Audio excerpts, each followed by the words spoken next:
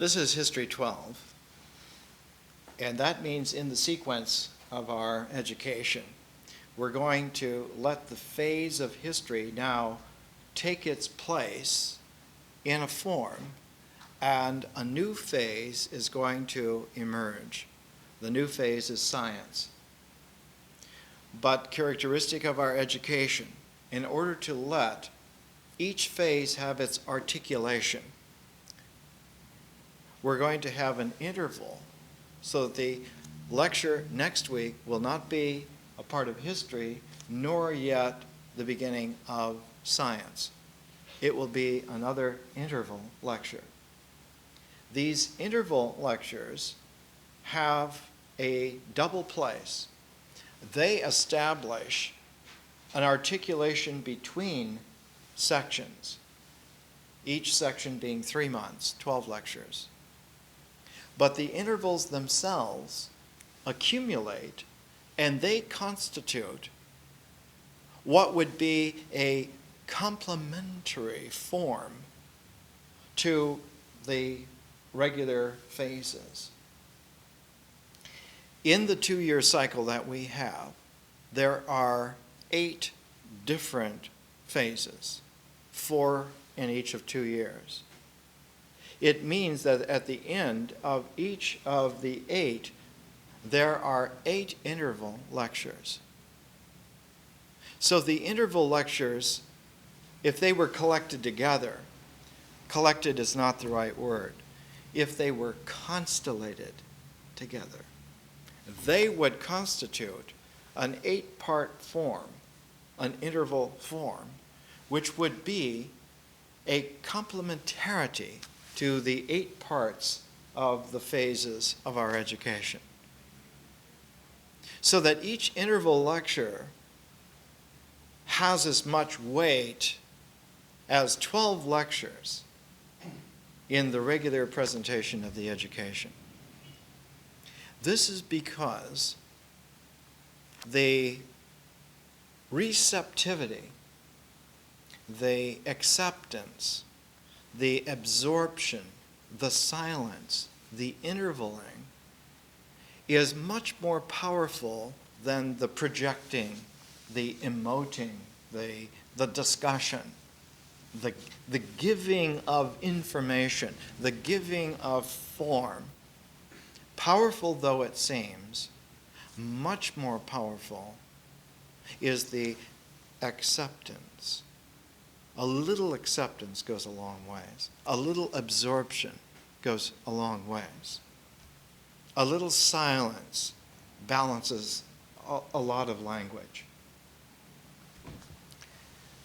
In music, when you're having some musical form that's particularly dynamic, the moment of a slight interval has a great power to it.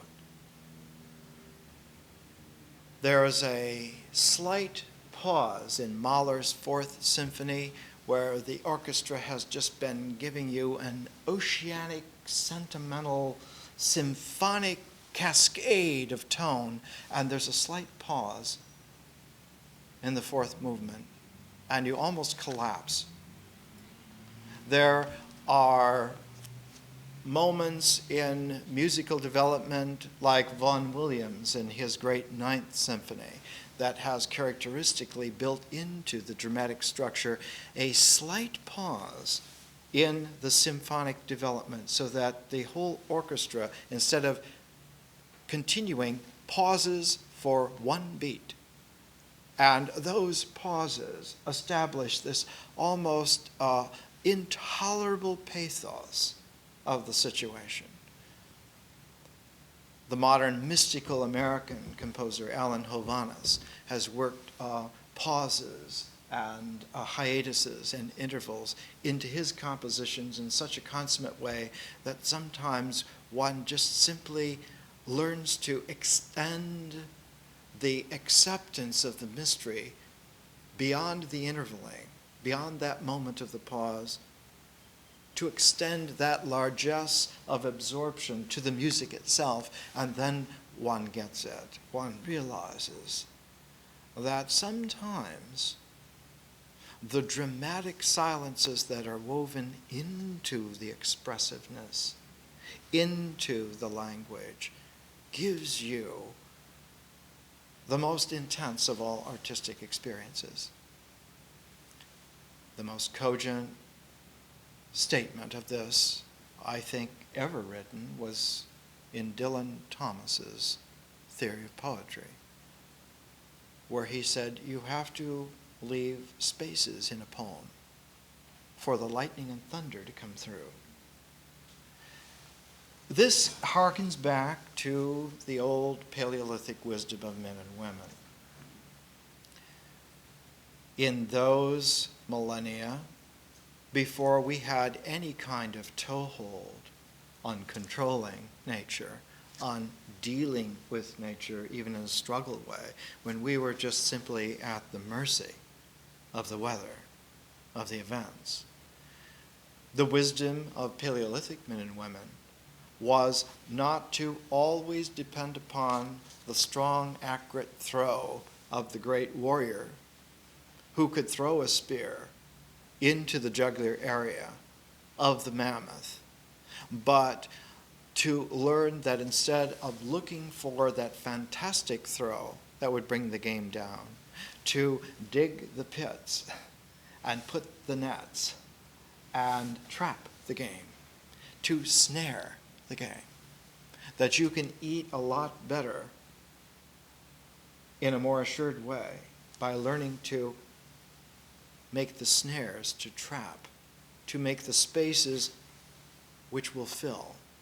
And so Paleolithic religion was always characterized by those strategic hiatuses that were woven into the intelligent life. The Navajo blanket always has one thread which is not a part of the composition of that blanket. It's the spirit trail. It is that thread that goes off the composition and allows for the gods to come in. It's that Paleolithic quality of intelligence that we need to employ with the intervals in the course. These are spaces for our articulation, but they are also opportunities of what is beyond us to come in, to participate. We have taken a number of intervals from the classics of world spiritual experience, and so interval 7 will continue that, and the volume that we're going to use for the interval will be the Dhammapada. The Dhamma is the Pali pronunciation of Dharma. Pali is a southern accent of Sanskrit. Dhamma is Dharma. Pada is path. It's the path of Dharma. It's the way of truth. Parmenides' great mystical pre-Socratic poem was called The Way of Truth. So the way of truth is an ancient, not a Paleolithic technique, nor does it come from the Neolithic eras, those millennia that replaced hunting and gathering with planting and with taming of animals. But the Dharma path, that way of truth, comes from symbolic civilizations. And about 500 BC, there was a great flourishing of wisdom texts everywhere in the world at that time. And the Dhammapada comes from that era. It comes from the time when one learned to constellate, one learned to accept the excerpts from the whole field of inquiry and let those collect together, let those constellate together to make a trap, to make a pit, to make snares, nets, where human, forceful, aggressive intelligence would fall in and would find itself, instead of being the hunter, would find itself the game. And in this way, intelligent men and women learn to trap their intelligence and not let it carry them away with its own program. Because by the time of symbolic civilizations, men and women had learned that the mind very frequently does disservice to our lives. Not just because it has bad ideas, but there is, even in the structure of ideation, an abstraction, a process of abstraction that all by itself, if not watched, gets away with murder. And so what is natural to the mind, its abstracting, is really antithetical to life. And a little abstraction goes a long way. And that little abstraction has to be woven into a fabric of life, into a pattern of life. A little abstraction like one thread in a whole composition is plenty. 1 0 in the whole welter of numbers is plenty. Because abstraction has this kind of radioactive quality that it contaminates everything it touches with itself. One little instance of abstraction is more deadly than a gram of plutonium. It is more deadly than a grain of plutonium. Because the abstract moment is a place where time-space itself is brought to a complete negation. And the only momentum that time-space has after that nanosection, that picosecond of abstraction, the only momentum that is possible in space-time is when the dimension of consciousness comes into play. So powerful is our mind that it can bring the entire ceaseless change activity of the universe to a complete dead halt. The ancient name in India for that is moksha, which means extinction. It was likened in Jesuit times when they first were in India trying to understand what the Hindus were meaning by moksha. They got the idea from excommunication that the candle goes out, that every light in the mind is snuffed until there's just one candle, and that's blown out.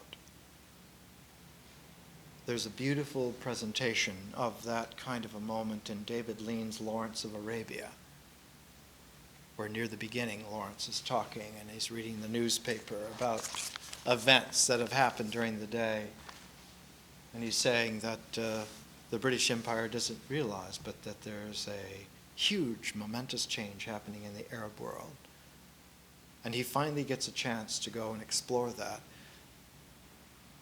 And he holds up a match, which he has used to light some very important tobacco. And he holds the match up and he blows it out. And David Lean has this moment of blank screen. And just very slowly, although it takes only just a few fractions of a second, you understand that the camera has shifted to the desert at the sunrise. And the slow red glow of the sunrise shows you that you have been returned to the mystery of the natural world. If consciousness does not understand self-consciously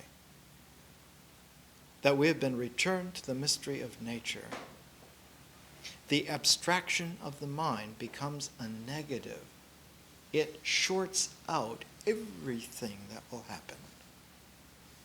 So that always and every time one would have instruction in this profound, high energy, nuclear physics of the mind wisdom, the high dharma, where you are trained in techniques that can short out the universe, that you can bring the ceaseless surge of all of nature to a dead halt, you must also at the same time have that spark of compassion not to continue to do this.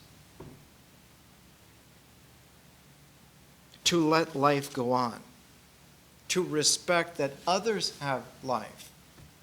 And though they do not have the power that you have now, to bring the universe to a period and vanish that black dot. Nevertheless, they also have much more than you, the compassion to continue to live, to respect life, to live life. And so, along with moksha, one has to learn karuna, anahata chakra, vibration. We live in a time where these paths, these dharma paths, this Dhammapada is like a 20-lane highway. It is possible to take hundreds of millions of people at a time now and train them in techniques so that they could bring the universe to absolute zero. And this is fearful. It was fearful when one person could do it out of a million. It was fearful when one person in a millennium would be able to do that. And in order to deal with it, men and women in an ordinary sense would raise on a pedestal and enshrine in some kind of an iconography that this was a special individual. This is superhuman. This is a Buddha. This is a Christ. But when you have hundreds of millions of people on 20-lane wide Dharmapada that can do this in the future, this is very fearful. And so the response is as current as today's Los Angeles Times. Headlines: Russian bill deals blow to freedom of religions. Only state-supported traditional religions will be permitted in Russia. The isms are still there. It's not communism now, technically. It's Russianism. And it's not just in Russia, it's everywhere. Because on the opposite side of the front page is building a universe a molecule at a time. Man's capacity to engineer matter, material, tailor-made to his specifications. Whatever you want, we'll make it for you. It's today's newspaper. Not only did Lenny Bruce used to use today's newspaper, and Mort Saul used to use today's newspaper for their acts in San Francisco, and once upon a time, I think Mark Twain was the one that originated the phrase. It's as recent as today's newspaper. This kind of equality comes to a crunch in history. And whether history is seen as a process which one navigates, or that it is a thing which one has to deal with, gives you the polarity option that has now been consciously, philosophically placed before us for about 200 years. And the first voice to place that in this bare bones philosophic polarity was Hegel.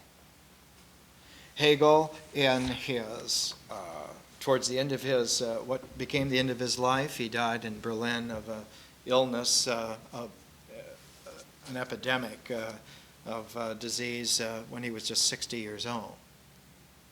In the Berlin of 1831, and his lectures on the philosophy of world history is one of our pairs of texts, paired up with Burckhardt's Civilization of the Renaissance in Italy. We always take pairs of books, and when we come to the interval, we take one. So the last pair in history are Hegel and Burckhardt. And then we'll have the Dhammapada as an interval for 1 week only. What are they? Sean Connery in that suspenseful film, The Hunt for Red October, towards the end he says, give me 1 ping and 1 ping only. Because on level of high dharma, one works with only unity or nothing at all. One irons the polarities down so it is a very clear, simple either or. It's all in one or nothing at all. Because that's the only polarity that you need for the final yoga. The binary language of Patanjali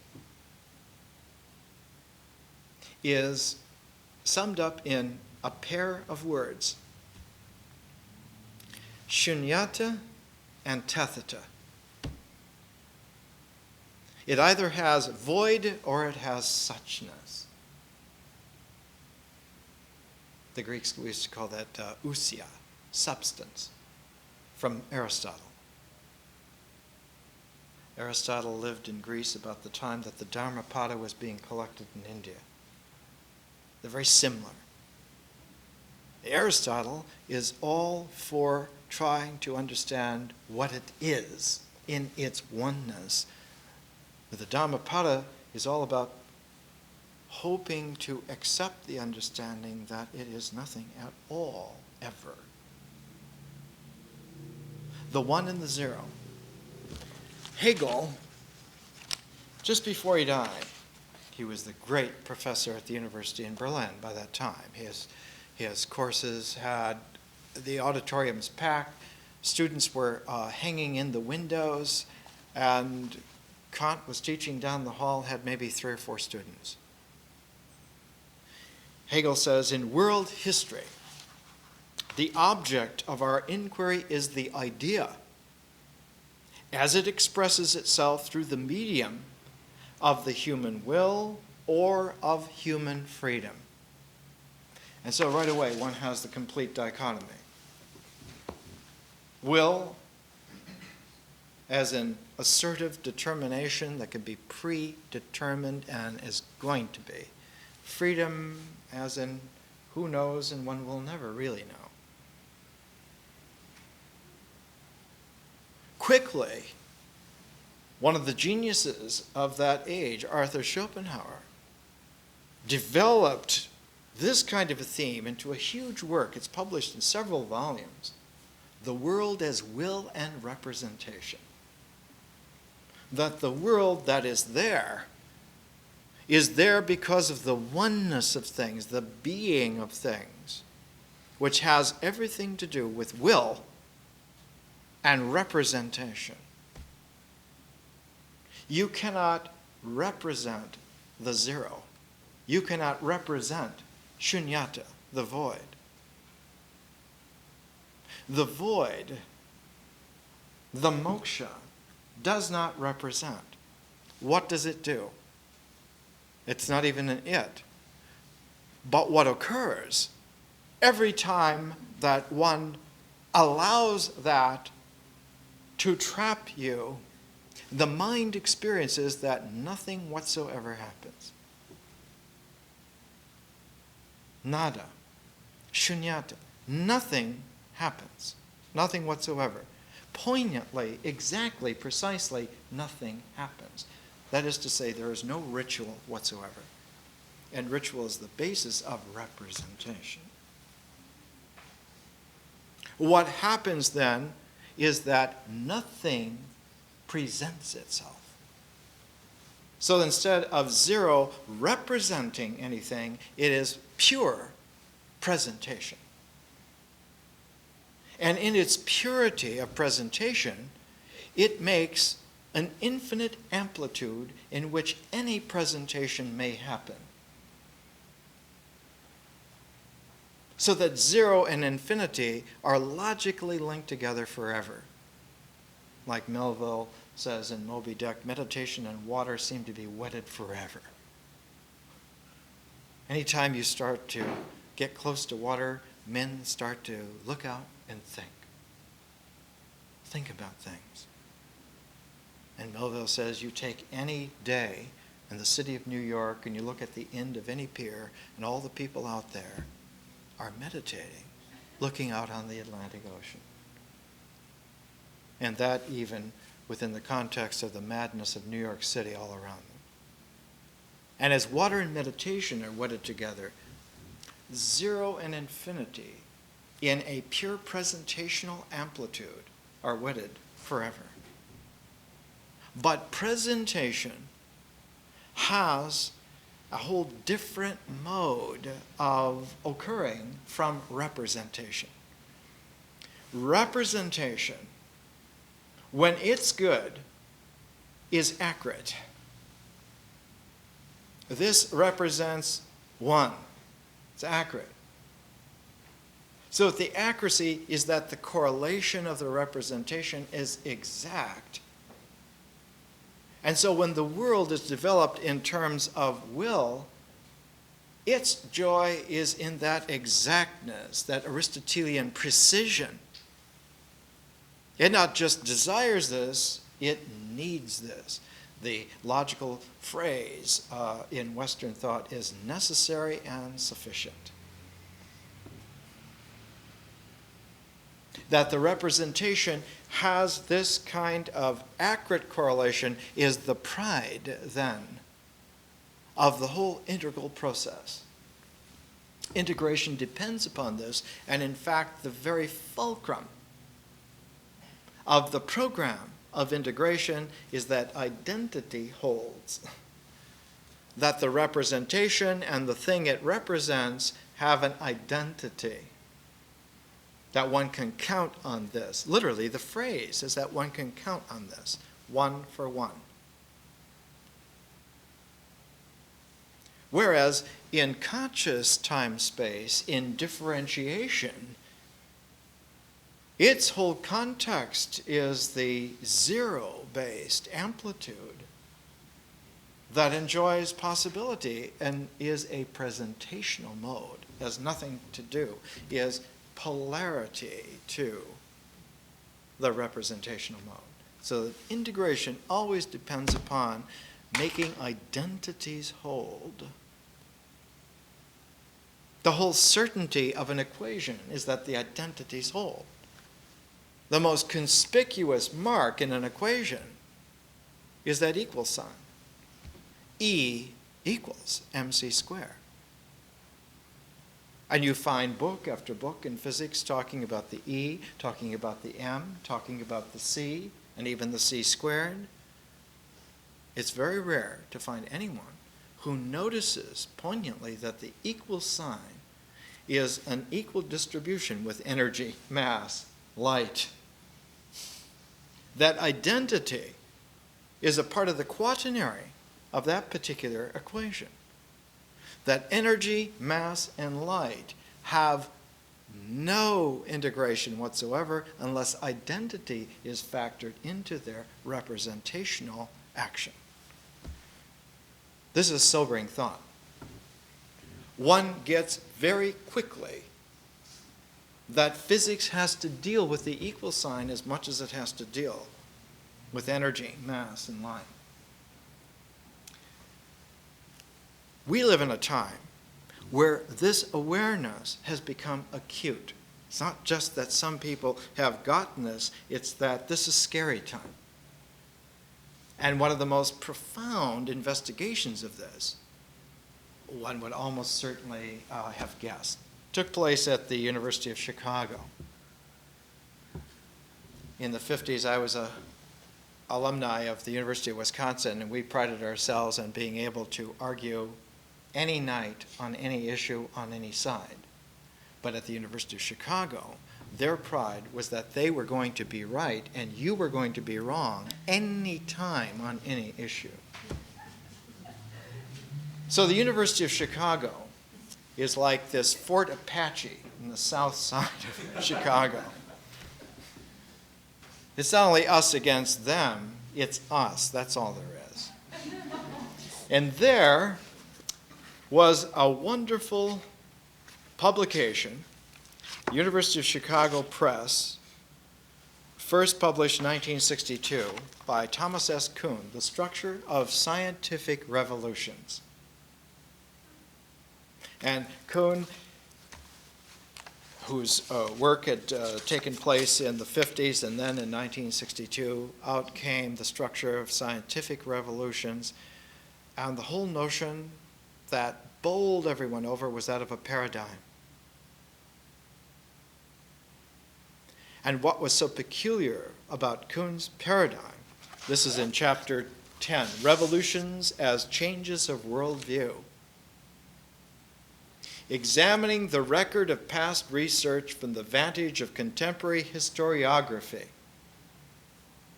Notice that when it comes down, when push comes to shove, science is founded upon historiography, the understanding and study of history. One doesn't do big science unless you can get sequence right.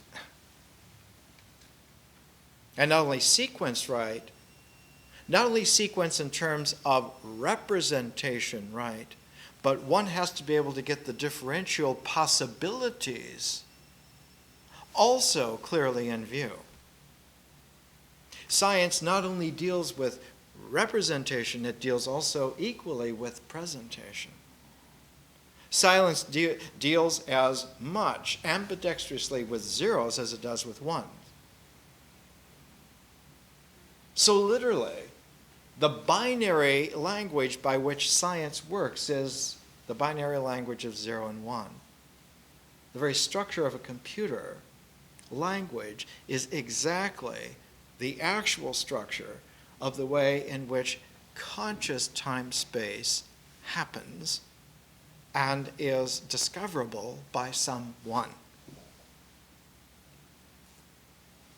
But just as the 3 dimensions of space, when you add a 4th dimension of time to them, space changes. When it was just 3 dimensions of space, when it was 3-dimensional, it had a block quality, a cubic quality. Almost exactly like the ancient Egyptians said in their religion. When Ra rises each day, he adds that day as a block to the unending string of blocks that last for millions of years. Ra adds each day to the infinite, boundless days that are possible and coming. So the Egyptian idea of eternity is that eternity builds by adding space with a time dimension 1 day at a time. The Egyptian title for their Book of the Dead is The Coming of Forth by Day. It's the temporal unit by which space is changed from a block to a curve. It took Einstein a long time to understand that when you add time as a dimension to space, space curves.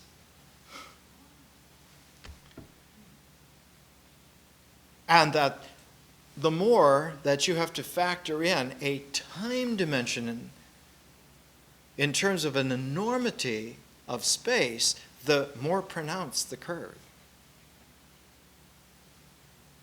And that something so abstractly beautiful as the speed of light, as particles or waves, as light, as a photon stream, that when you go out over about 1 billion light years, you get curves. Light bends, diffracts off gravitational galactic focuses.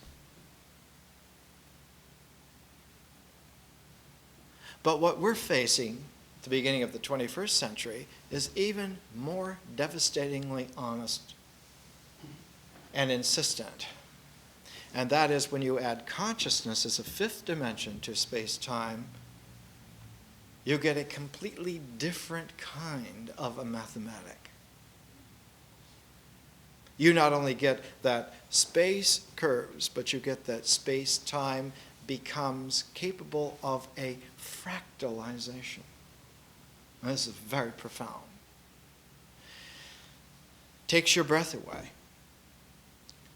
To have a mathematics of space-time is really difficult. When Einstein first came up with it, he didn't understand it himself. He used to ask a friend of his how to do the math. There was one time when I was a little boy, it was famous that only 10 men in the whole world could understand relativity in its mathematical formulation. It's nothing compared to a 5-dimensional conscious space-time mathematics. Nothing whatsoever. That challenge is so enormous that it's almost unbelievable. And yet, that challenge is just the beginning of a fantastic curve. Because not only is consciousness a 5th dimension, but when spiritual persons constellate objectively as differential prisms of that whole dynamic, they make a 6th dimension. You have to take them into consideration. The observer is a part of what is observed. One has to understand that this is not only true, but it's necessary. Of course you count. You don't count when you're just a spear thrower on the plains 1,000,000 years ago. But when you get a consciousness that's able to factor space-time itself, capable of zeroing out the universe, then the universe counts you. Then you're a part of the lists of essential ingredients of whatever happens. Then it's no longer that you live within the natural flow, but the natural flow has to consult you also, and so responsibility and compassion and wisdom have to be profound because you're now affecting everything that is. It isn't like social mores linked to the tribe. It's like you're talking about mathematics of the reality of what's going on. And so we face these kinds of challenges, but even more devastating is that the historical dimension becomes like a 7th dimension. Because as soon as history is a conscious space-time which has a personal dimension to it, is brought into its kind of a play, history occurs like some kind of nth power nature. It occurs with such titanic effect. It's almost like dealing with a unified theory of gravity and electromagnetism in terms of a conscious, personal domain that seeks more and more to have its objective not representation but presentation. The universe is a representation of an integral cycle. But there is a numinous objectivity which occurs in presentational zero-base amplitude. And that's called the cosmos. And the cosmos is not only conscious and personal, but it's historically alive. And this is a very big problem. Because once you pull the tail of that dragon, you wake it up. And it's not going to go back to sleep. And there isn't any place to hide. There are no caves so deep, so far, that you don't feel the heat. There's no place to go. Even on the far side of the moon, sitting in one of the largest impact craters in the solar system, one would feel the press of history because the crater has a Russian name. So it's an excuse me time. Didn't mean to alarm you. But not only is the house on fire, the whole planet's on fire. And as the Buddha said, we don't have time to cast blame. We have to find a way to get out of the house. We have to find a way to get off the planet. Not that the planet is going to go, but if we stay here with the powers that we have evoked in ourselves and are now going, we'll incinerate the whole thing. The projection of World War III was a kindergarten projection compared to the apocalyptic reality that's right there. So we have to do something. What do we have to do? Have a new religion, have a new world state, genetically engineer the nanomolecules so people don't have that kind of capacity, put little governors on people's psychic energy? I don't think so. Yet that kind of willful alternative is structurally built into the abstraction process automatically. If we don't consciously, personally, historically do something else, that will happen by default, just as sure as the sun rises. So the other side of will is human freedom. And freedom is something palpable. It isn't a good idea. It isn't a nice thing. It isn't something we want or we demand. It's a structural necessity for a personally conscious space-time to occur effectively in a historical dimension. It's as simple as that. It's as profound as that. We're going to take a break and we're going to come back. One last note here. Kuhn's structure of scientific revolutions within 7 years had to be revised. So many criticisms, especially about paradigm, which was completely ambiguous. Can you imagine the University of Chicago Press publishing an enormously powerful idea that was ambiguous? Well, they did. So they recollected many powerful essays by many people. This is volume 2 of Foundations of the Unity of Science, University of Chicago Press. Everybody is in here. The advisory committee included Niels Bohr, John Dewey, Bertrand Russell, a whole list. Everybody, because it was a serious issue, because it got down for the first time to worldwide intellectual crisis. By 1969, when this postscript was written, there was like a ripple of attention across the planet. Thinking people, personally conscious, space-time beings involved in the history of idea scenario finally got it that Kuhn had touched a live nerve. And there was something about the structure of scientific revolutions and the paradigm fulcrum of it that suddenly sounded like the headlines on the newspaper. It sounded like that's exactly what was going on.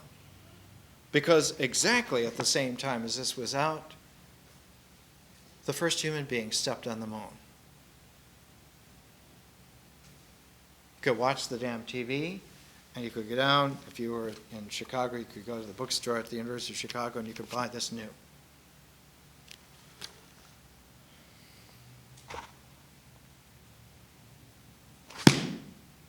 I won't read it to you. Let's take a break.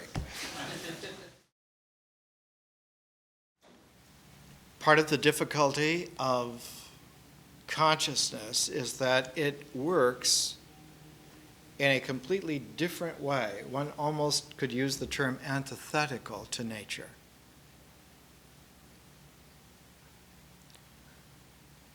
If one is precise, if you go into a real high Dharma, Yogacara idealistic assessment of it, it's not that consciousness works in a polarity to nature.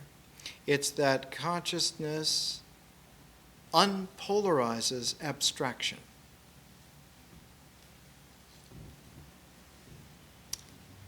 So in a glib way, one can say, well, nature works in this integral way and consciousness works in this differential way, but that's not really truth. That's approximation, that's table talk.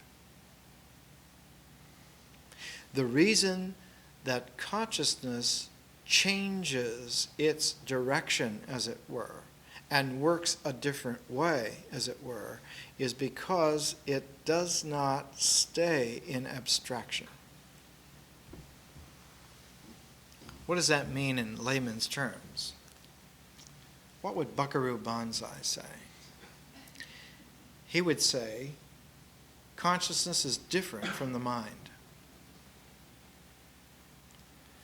The mind has to respect the brain. It doesn't have any choice. And the brain, being part of the body, the brain is definitely structured and functions on ritual comportment. If you just do certain actions, the brain actually sets up not little pathways of nerves, but the neuronal clouds tinge and tilt themselves exactly to facilitate that. And life needs that. Bodies need that. So that brains are ritual comportments, they're ritual objectivities, and minds are symbolic objectivities that cinch with that align with that. So you can talk about a mind-brain alignment, but consciousness does not align with brains. Consciousness could care less about brains. Consciousness in its own self is as interested in other people as it is in oneself. Consciousness is as interested in people long gone or people not yet born as it is with people who are here. In fact, consciousness takes a compassionate quality where one can be much more interested in someone else's mind than in your own mind.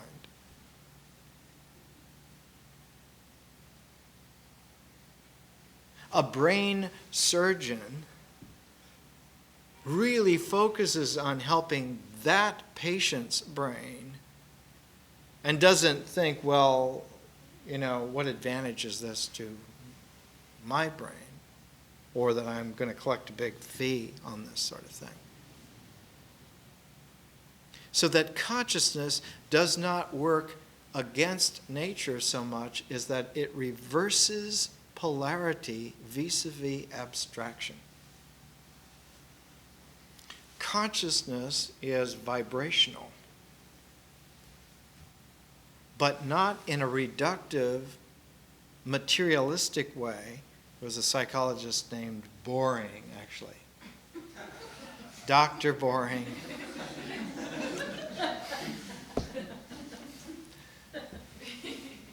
Reminded of a phrase from the American 50s. Salvador Dali was big in those days, and the phrase was Christ on 12 crutches. It's too much for words. It's not that consciousness is some kind of promotional, vibrant target that sends out these good waves. It's not that at all. That target is already wrong when you introduce time into space. As soon as you put the dimension of time, space becomes curved. So the target is no longer a target, but sort of a saddle-shaped focus. And you add a couple of other dimensions to it, including consciousness. You have structures that are not possible to imagine.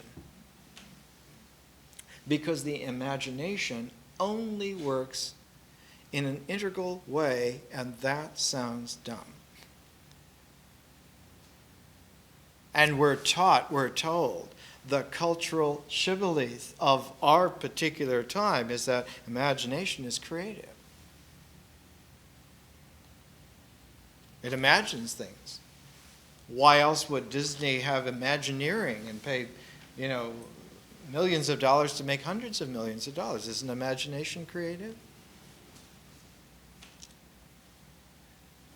The liminal boundaries of the creativity of imagination are those of perception.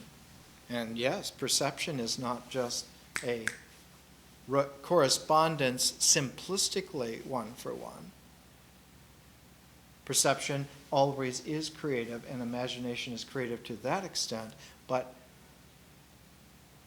it's always slanted towards integration. Images are representations. The image is a representation. But before the image can occur in a really objective way, there has to be some way for the object to interiorize into the mind so that the image occurs in the mind. Now, this can happen in a perceptual way. You can look at a bright light and then close your eyes, and you will see momentarily the rods and cones in your eye will continue to register the brightness of that volume. You can look somewhat indirectly towards bright sunlight and then close your eyes, and there'll be like a green shape, the shape of whatever that sunlight was. And if you hold that for a while, the green will go to its opposite, to sort of a red, and then will slowly fade from view. That's a perceptual registering, and the image that's there is an image which essentially in its structure is abstract. We think of an image that the image is the thing. Oh, the tree, we have an image of the tree. But it's the cut out geometricity of the shape which is primordial and which registers and which stays with us. And to fill in to that outline, one needs to have memory. And memory is a conscious differential mode quite distinct from imagination. Yes, you can imagine content for those shapes, but that imagination does not register quite in the mind. It registers in experience. It registers on the mythic level. It registers in feeling. So if you want to be clear about the content of images, you want to have really strong feelings. Images and feelings, or feelings raised to the level of emotion. Give it to them loud and dirty, and they'll remember.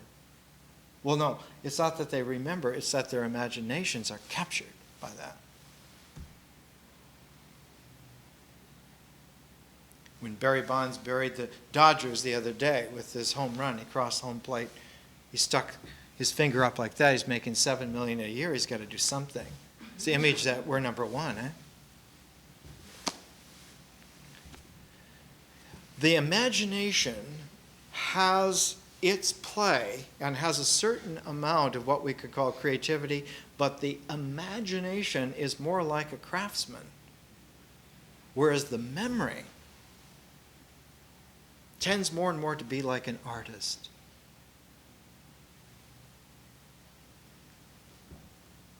Somebody who is a great myth teller, not a mythographer, not like a Joseph Campbell, a mythographer, but a great myth teller who can tell myths, storytellers. they are distinctly different from, say, a Marcel Proust. The artist is totally different, is a differential, conscious space-time person, has dimensions in play, structurally a part of what is real there, that do not come into play on the mythic level, that do not come into play in perception, that even do not come into play in conception. Because the percept and the concept are bridged and linked by a language process, which is largely images that have been gestalted and held into ideational forms. Image always precedes the idea. And when you have an image base, that's the ground out of which an idea can gain its traction. So in the old inculcation education, if you want to get an idea across to someone, you illustrate it. You create an image base for them. You draw the pictures. That whole process is okay as long as you stay within the integral mode. But as soon as you have an education that is conscious, not to say even spiritual, you have to hold that at arm's length and let it be mitigated by a whole other series of orders of dimensionality that are natural then to truth. But in terms of natural, these new orders are supernatural. They're downright transcendent. They're certainly peculiar. They're mysterious. So that we have, when we look at human beings in times where their whole cultural reality, their whole mythic, ritual, symbol, integral mode of being, their cycle of truth and what's what, comes into a transformational node, into a time of crisis, into some kind of new age, some kind of suddenly a new conscious dimension added to the natural space-time, this presents a real difficulty. And we've seen it in terms of the history of our species now many, many, many times. The development of the understanding of history has proceeded a great deal in the last 200 years, partly because of Hegel, partly because he was so monumentally good at making language not define and represent powerful ideas so much as to take very powerful ideas and put them into visionary play through the prism of someone. And a lot of tough times have come out of this because this is new and we're not very good at it. One reader of Hegel was Karl Marx. And when you look at the problems that brought into play, from just that one example, one can see that this becomes very dicey very fast. But nevertheless, just because you can get your hands singed and burned by fire doesn't mean that there shall be no more fire in the world for man to use as a tool. And the ability to use conscious differentiation as a process in dealing with history is absolute necessity. Not a Hegelian absolute, but an absolute in the sense that there is no way in which that activity will not injure us if we don't deal with it. It's truly a planet on fire. The historical fires are deep and banked and going. And we can't turn away from it. Thomas Jefferson defined slavery one time. He said, it's like holding a wolf by the ears. Is absolutely wrong, but the issue cannot be ignored on the basis that, well, this is sins of the past, or this is a wrongness in the present, or this is a stupidity which eventually will be sifted out as human beings come along. This is an issue that cannot go away. You have the wolf by the ears. You have to deal with it. It's necessity on that level. Our historical crisis by 1997 is torrential. It's not only end of a century and end of a millennium, it's the turn of a 2,000-year cycle. What do they call that when you have three together in the stock market? The triple witching hour? Triple witching hour in terms of civilization. The worst choice is to do nothing. The worst choice. Of all the choices, there is no error that's worse than doing nothing. Even our worst mistake in botching it in the worst possible way would be better than no action. Because no action will result certainly in a devastation, absolute devastation. Not in terms of nuclear bombs going off, but in terms of minds not being able to hold form for a long, long time. You know what that means? Yeah. Already you can see the casualties on the streets of the world everywhere that you go. It's not that people can't think anymore, it's that they don't have the ability to form gestalts of memory and creativity and vision and personality at all. Because that entire range is something that comes in a transformation that furthers the development in nature. You're just not going to find prize mathematicians in the tribe. It's as simple as that. It's not that the tribe is wrong. That tribal level is extremely important because it's the mythic horizon. And it's absolutely essential to integration. There's no way that you can do without it. But it has a health. And its health is to give an image base, a feeling tone, so that thinking has a way to mature. Suzanne Langer, one of her great books on problems of art, wrote, she said, I am exploring the possibility that feeling precedes thinking, that thinking is an elaboration of feeling. And one must be intelligent in feeling before you can be intelligent in thought. You have to be smart in a feeling tone, quality about life before you can think about it in any way that's at all accurate. So the mythic horizon is indispensable. But the mythic horizon as indispensable is a part of the integral cycle. And what's most difficult is that when the mind cowers from the challenges of consciousness, it retreats back not on the basis of differential openness, it retreats back on the basis of abstract fear.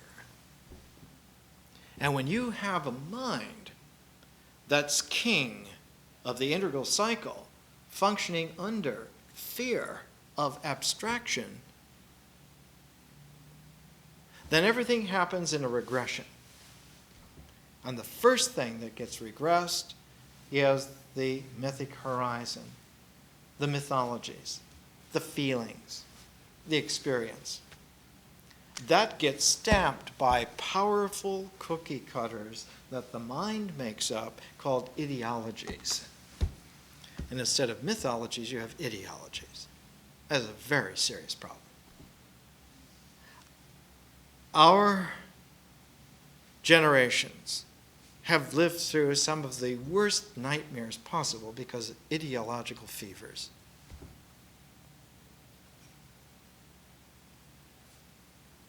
Since 1914, the planet has been racked with bouts of ideological fevers that have laid the patient right next to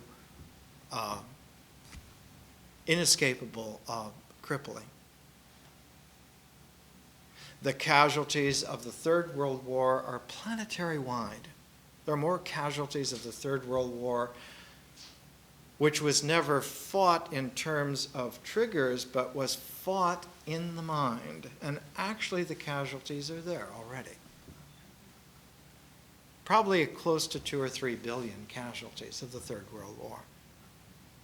We're trying to find some way to get through days that don't have any shape and never will have any shape until there is some kind of a blossoming of a personally conscious space-time that gives objectivity, that welcomes the mystery of nature, welcomes the actualities of existence, thrives on the healthy mythologies that go to make an image base for a maturation of thinking that can lead to transformations of vision and consciousness and art. And that population of men and women are well able to deal with history. It doesn't matter what problems there are, what the history is. We're made to function as solvers of situations. That's what we do. Our very species is Homo sapiens sapiens, wisdom, man. We've been evolved over millions of years to do this. We do this really well.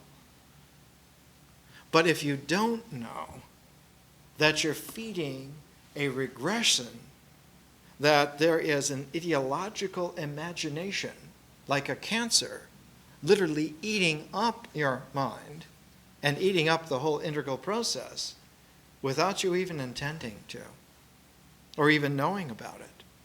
And it isn't just you, but that it's population planet-wide. This is extremely disconcerting, and yet it's a situation. There was a time,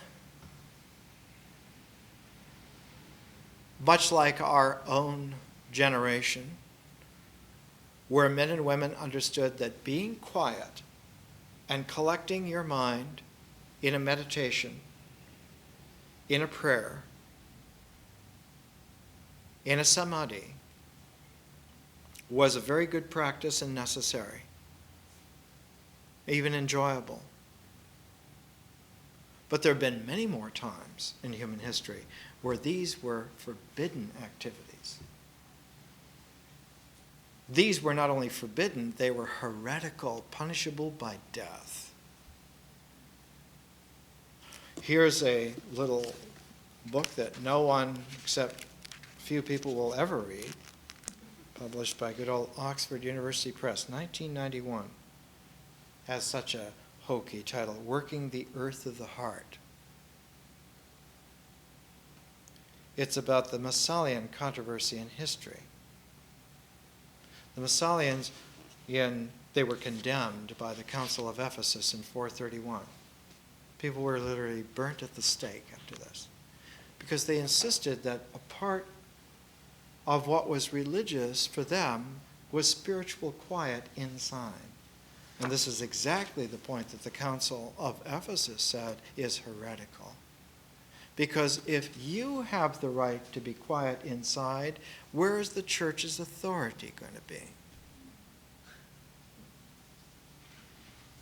And what you have to understand is that we goddamn well have the authority, and you're wrong. And you're forbidden. This actually happened. 1,500 years ago. It happened and it stuck. It stuck, mind you. It stuck for 1,000 years. What made part of the Renaissance in Italy was the rediscovery that it's not a heretical sin to be quiet inside, that there is such a thing as a focus, and that especially artists need to do that. They need to have that zero moment that doesn't X them out, that prepares them to view a creative space in a new way. And by 1431, you began to have people like a Donatello or people like a Brunelleschi wandering around, getting real quiet, and not going to Rome to do an obedience pilgrimage to some kind of hierarchical structure, but to go and measure all the buildings and spaces in Rome to find out how to build. Big Tom Masaccio and Brunelleschi and Donatello spent about 7 or 8 months in Rome. They didn't go to the churches to pray. They went to measure. Brunelleschi to make the big dome of the cathedral in Florence because no one was able to do it. And he found, yes, of course you can do it. Human beings used to know how to do these things. Look at the Pantheon in Rome. Agrippa built that 1,500 years before. That's a perfectly large dome. It'll be just right. One has to learn how to do this again. Renaissance, learning again what the wisdom used to be. Only in the last 500 years, we've discovered that the Renaissance keeps consciously vibrating and growing. It's not only a discovery that the Greeks were wise, but the Egyptians were very wise. The Chinese were very wise. The Indians were very wise on both sides of the globe. And not only that, there are all kinds of capacities that archaic man had that no one had ever paid attention to. That cavemen didn't carry clubs, but they did fantastic things long before there were civilizations around river systems that could be called China or Egypt or India. And we've discovered in our time now that our species, even a couple of million years ago, in forms that have long since died out, were deep in compassion. One of the books we're going to use in science is Mary Leakey, Discovering the Past. We're going to pair up with her Richard Feynman on QED, quantum electrodynamics. Mary Leakey, who found some footprints at Laetoli in East Africa. She found 2 sets of footprints, one large and one small, and they had been made about 1.8 million years ago in a volcanic upheaval, and the ash was coming down and covered the footprints in the clay with volcanic ash, and they were covered until 1.8 million years later when she found them. And being a tough, heartful, cigar-smoking, old British lady who knew her stuff, she saw that those footprints were remarkably clear, that some adult had held the hand of some child to walk with them through this raining volcanic ash 1.8 million years ago, because the footsteps were coordinated. They were syncopated. Some mother cared about her child in the midst of volcanic turmoil almost 2 million years ago and never let go of that child's hand and ran on her own. That's what we're talking about. And they can goddamn well keep their ideologies. We don't need them. When it comes to talking tough, there was a time when the United States talked as tough as any people have ever talked. Renaissance Italy and Machiavelli aside, Tacitus and Rome aside, there was a time when Americans stood up toe to toe with the demons of historical fearfulness and said what they had to say. He's been dead a long time now. C. Wright Mills used to ride motorcycles around while he was teaching. He had this to say in 1957. This is a book, Power, Politics, and People. Mills became very famous in the 40s. He wrote the first monographs on white collar, that white collar workers could be sociologically categorized and talked about with the specificity of like an anthropological, sociological monograph. He followed it up with a work called The Power Elite, about the structure of such people and what they actually do and will always do, down to the bureaucratic T. You can still read Mills's works 50, 60 years later. Nothing has changed. He writes this: there is one last belief, this is 40 years ago, there is one last belief upon which liberal observers everywhere base their interpretations and rest their hopes. That is the idea of the public and the associated idea of public opinion. Conservative thinkers, since the French Revolution, have, of course, viewed with alarm, capital letters. Conservatives have viewed with alarm the rise of the public, which they have usually called the masses, or something to that effect. Quote, the phrase, the populace is sovereign, not that the king is sovereign, the populace is sovereign, wrote Gustave Le Bon, a French sociological philosopher. And also the phrase that went with the populace is sovereign is the phrase, the tide of barbarism mounts. The two polarities. But surely, this is Mills, but surely those who have supposed the masses to be well on their way to triumph are mistaken. In our time, the influence of publics or of masses within political life is in fact decreasing. And such influence as on occasion they do have tends, to an unknown but increasing degree, to be guided by the means of mass communication.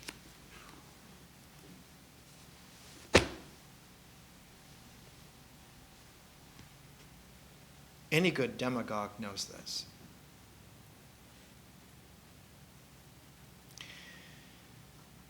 There's a mural in Mexico done by Siqueiros. It's a huge mural. The whole building is devoted to it. It's called The March of Humanity in Latin America. He designed the building, he painted the mural, he did the sculptures that are part of it, and it was his way of raising a fist to the impossible and to indelibly put it there. And in the midst of one of the most profound mural images that is there, these steel cylinders of guns, I mean like battleship guns, are jutting out like some technological penises ready to just dominate. There's a bare-breasted woman just thrusting herself like some Aztec sacrifice goddess, refusing to be quietly shot. It's so overpowering to see this kind of quality. And art, with its spiritual consciousness intact in someone, addressing a historical situation, can go toe-to-toe with it. But the difficulties are not the difficulties that you would suppose. They're not the mythic difficulties that you have dragons to fight, or bad guys to fight, or even bad queens to fight. It's not that those are the difficult images. It's your own regressive consciousness that is the formidable enemy. About the time that Mills was doing his work, David Reisman was doing some of his great work, another American voice. The Lonely Crowd, a study of the changing American character, came out in 1950. Reisman in The Lonely Crowd was the first to sociologically characterize the outer-directed and the inner-directed as different styles of being human. Only he noticed in his acknowledgments, in his preface, before he even got to the text, he said, there's something that I notice about my own country, my own generation, right now. He said, part 2 of my work suggests that for the more privileged classes in America, it is probably as important to feel free as to be free. Part 3 attempts to come to grips with the practical implications and limitations of that approach to life and politics. It begins with the essentially psychological and philosophical postulate that adjustment, no matter how comfortable it appears to be, is never freedom. Beyond adjustment to the prevailing mode of conformity, beyond obedience to or fascination by the peers, lies the possibility of autonomy. Autonomy arises when men use the opportunity presented by the loose fit of social character, which is never all of character. It's these kinds of qualities, these kinds of voices that were there half a century ago in this particular country, when the issues were really on the threshold. They have long since gone down the wrong way. Several generations have long since slid. And of course, the situation today is not nearly so much in view of crisis because everyone has tumbled down to the scree at the bottom of the cliff and aren't even up where the problem really is. And it's hard if you've ever tried to climb up scree to make any traction, any progress. But if you do manage to get back up to the cliff, you can see that that crisis, that threshold, never went away. That it's still there. And part of the roots of it are a quality which Burckhardt, already 140 years ago, a century before David Reisman and C. Wright Mills, Burckhardt, who developed the whole idea of the Renaissance. There was no idea of the Renaissance, really, strongly before Burckhardt. He's the one who brought that into play in order to deal with the historical situation that 140 years ago was devastating. He says here, besides Florence, there were many cities of Italy where individuals and social circles devoted all their energy to the support of humanism and the protection of the scholars who lived among them. The correspondence of that period is full of references to personal relations of this kind. The feeling of the instructed classes set strongly and almost exclusively in this direction. Then he turns to speak about humanism at the Italian courts. The natural alliance between the despot and the scholar, each relying solely on his personal talent. And then he goes into that whole thing. The co-opting of the personal by an opportunistic so-called individualism is like one of those snares that you don't ever see. You never see the problem It's not a problem that is there in the integral form. It never presents itself as a bad guy. It's a condition that happens precisely because you never see it. It's not imaginable. You could not imagine that this could happen to you because it's not within the range of representation in the mind. There's no facility for it. You have to be able to juggle creative gestalts by a conscious mnemonic differentiation to even be able to formulate the possibility that such a condition could happen.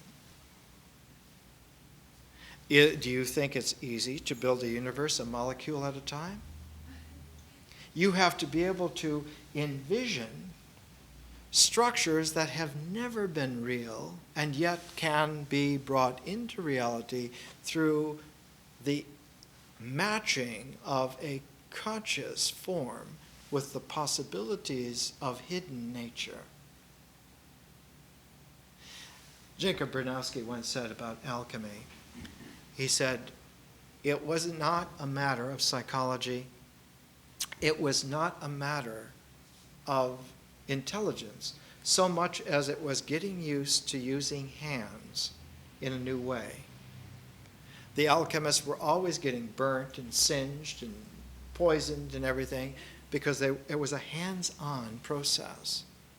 And then Bronowski, little tiny guy, about 5'4", smiles into the camera and he holds up a hand. He says, the hand is the cutting edge of the mind.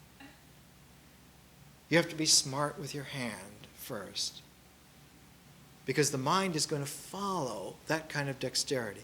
Consciousness finally frees itself from that limitation, but if it's wise, it reestablishes a connection with the hand. It knows that you're never going to be able to deal with natural cycles unless you can bring your hands into play. And consciousness allies itself with the hands. Art allies itself with ritual in order to make sure that the mind is balanced, so that the mind doesn't have an either-or, so that the mind doesn't have to make this dreadful choice between the willfulness of ritual and the freedom of art. So that when you have this kind of a balance, the mind finally gets it that the hand and consciousness are both part of an equanimity. And the mind learns to discipline itself and not make these apocalyptic, knife-drawn crises. And it finally learns to function as a part of the whole and loses its taste for grandstanding. You can't fault it for grandstanding. It's the crown of integration. It's the achievement of the whole universe in terms of the natural ecology.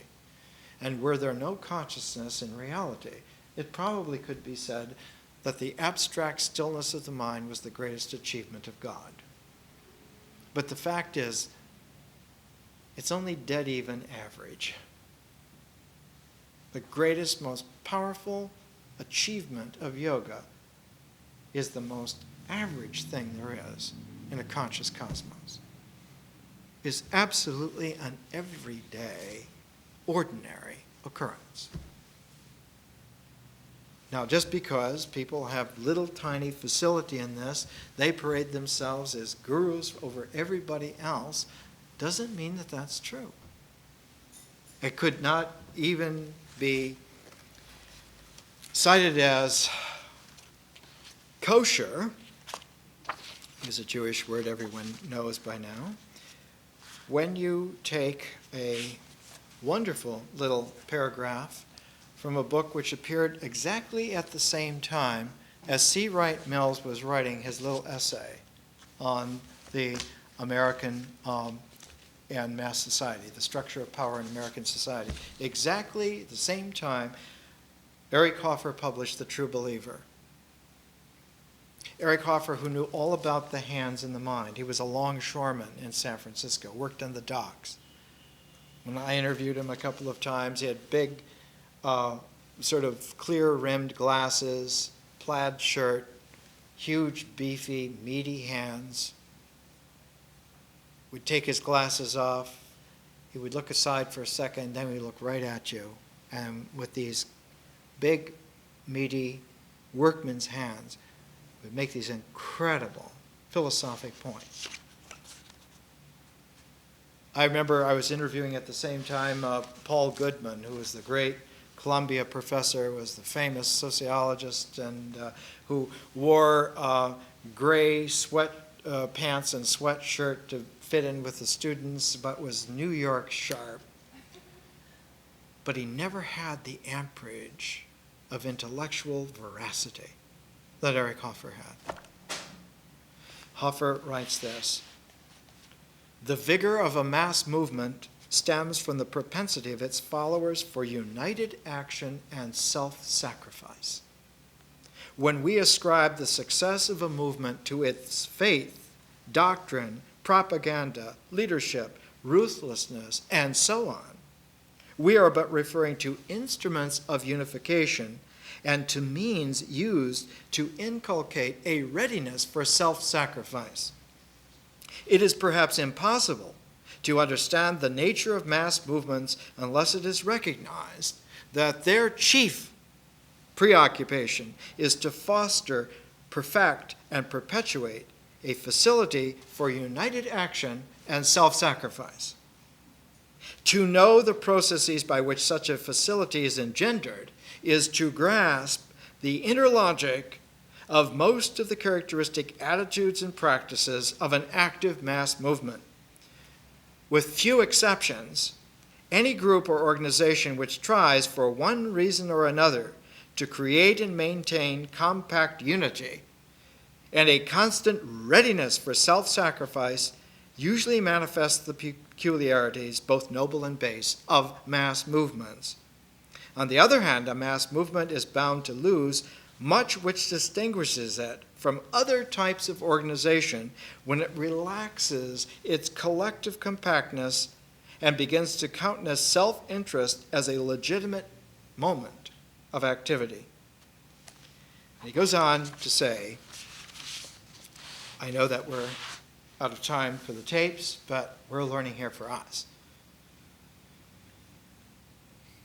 There is a fundamental difference between the appeal of a mass movement and the appeal of a practical organization. The practical organization offers opportunities for self-advancement, and its appeal is mainly to self-interest. On the other hand, a mass movement, particularly in its active revivalist phase, appeals not to those intent on bolstering and advancing a cherished self, but to those who crave to be rid of an unwanted self. A mass movement attracts and holds a following not because it can satisfy the desire for self-advancement, but because it can satisfy the passion for self-renunciation. So when you make it an ideological platform to be self-denying because you don't want to feed the ego, you've made a very subtle mass movement for a tyranny. It's going to be very difficult to characterize. Its evil cannot be imagined. There's no image base for that whatsoever. But that snare is like wire cable. If you get caught in it, every struggle will just choke you more. We live in a time where the whole landscape is mined with just such stuff. That's why we need an education, to patiently bring ourselves into a mobility where we can utilize the freedom that is really there for us, and in some very patient way undo these snares and walk away. More next week.